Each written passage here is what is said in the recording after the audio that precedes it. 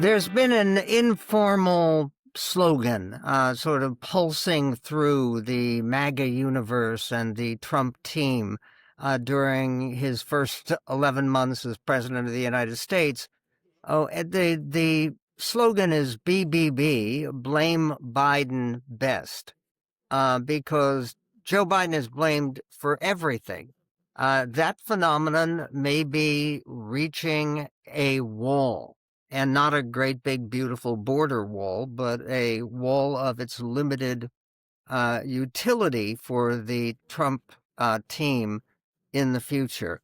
There's a column in The Hill by Niall Stanage, who is a columnist for The Hill, and he has a reported column called The Memo, which focuses on the Biden White House, the 2024 election, and recent, present, and future national politics.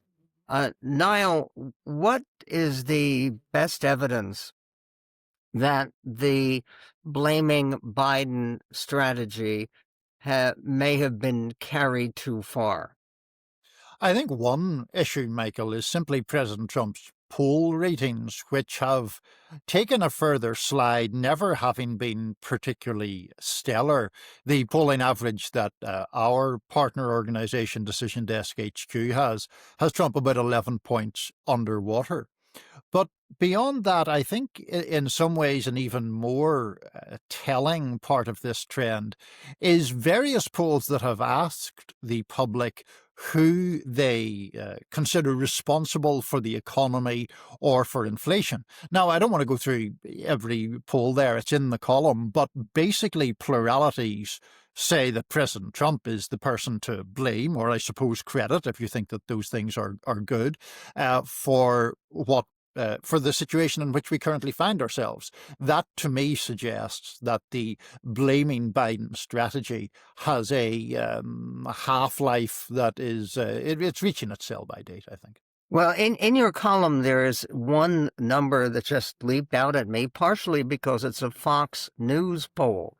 And, of course, despite the fact that Fox News continues to be very friendly to the Trump administration, to say the least, Trump has complained about their polling, and the new Fox News poll that was released last month made for even grimmer reading for Trump, you write. It found that voters say Trump is more responsible than Biden for the state of the economy by an almost 2-to-1 ratio. 62% think Trump is more responsible for the state of the economy, as opposed to 32% who think that Biden is more responsible.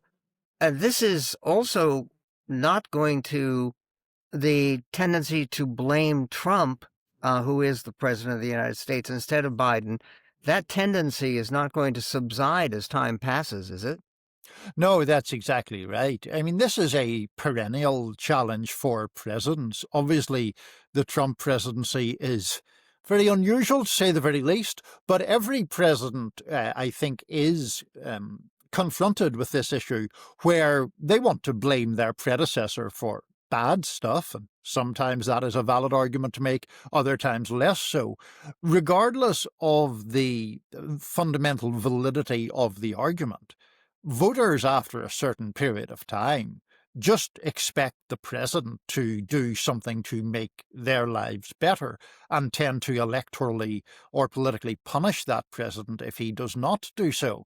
I do think, as well as the specifics around President Trump's personality, I think that trend that I've just described is particularly pronounced when one party has unified control of government, as we see at the moment with Republicans in the majority in the Senate and in the House of Representatives, as well as having President Trump in the White House.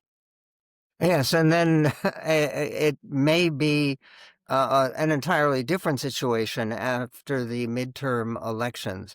I'm thinking of some of the rhetoric that President Trump specialized in during the recent campaign that he won, a rhetoric about promising a golden age, which is a phrase that he used. Isn't it likely that when we have political commercials in the midterm elections, people will recycle some of those clips of President Trump predicting the world's greatest economy and prosperity as far as the eye can see, and everything going astonishingly well. Yes, I think it's very probable that we'll see some of those clips replayed. Last year, when then candidate Trump was seeking to return to the presidency, he talked about the idea that he would begin to lower prices as soon as he got back into power. He talked as well, of course, about solving the Russia-Ukraine war on day one. We could Right. go through a number of these things that he promised immediate action on. Now, something like the war in Ukraine, you can say, well, that's a very complicated thing. It was always hyperbole to suggest he could fix it on day one. But one of the things that I note in the column, Michael, is that the most recent figures we have for inflation pertain to September, and it points to an annualized inflation rate of 3%, which is exactly where the official inflation rate was in January when President Trump took office. He tries to talk his way around that or to focus on specific items where the price may have gone down, but the national basic inflation rate is unchanged in the latest figures, albeit from September, from where it was at the start of his tenure. Well, this despite the fact that one of the many, many lies that came out in the cabinet meeting earlier this week was President Trump saying he inherited the highest inflation rate in history.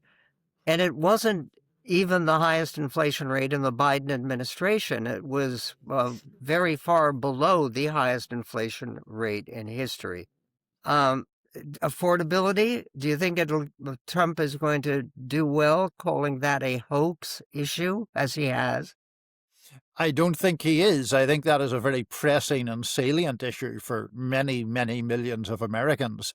And it is always dangerous in politics to try to persuade the electorate that they're not feeling or experiencing things that, in fact, they are feeling and experiencing. We know affordability is a very big issue for very many people in this country. And to try to belittle those concerns or to suggest that they're somehow politically confected seems highly unlikely to work to me.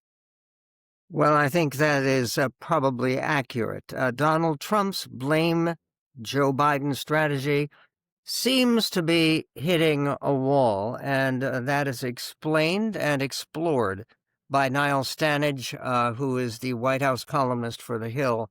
Appreciate the conversation, Niall, and best holiday wishes to you.